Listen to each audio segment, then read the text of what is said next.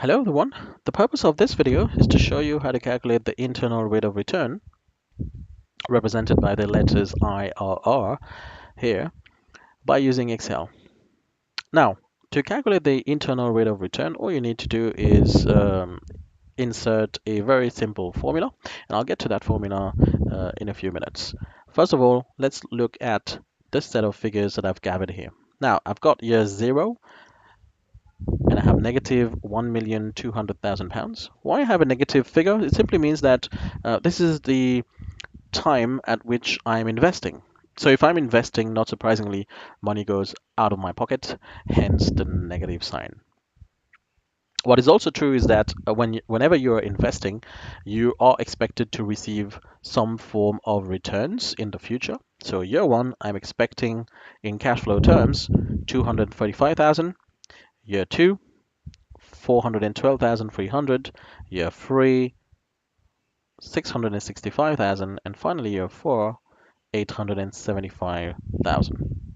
Now, with the cost of capital of 12%, or some textbook might refer to this as the discount rate of 12%, how do we calculate the internal rate of return? So I'm going to insert a formula. So I'm going to insert equal sign and then type in the letters IRR, open bracket, and I'm going to select the cells D5 all the way down to D9, okay, which means that I'm selecting my initial investment of negative £1,200,000 and all the way down to my returns for years 1 to 4, and I'll put a comma sign and then I'll select 12% as the cost of capital, close bracket, and I pressed on the enter button, and this will give me an internal rate of return of 23.12%.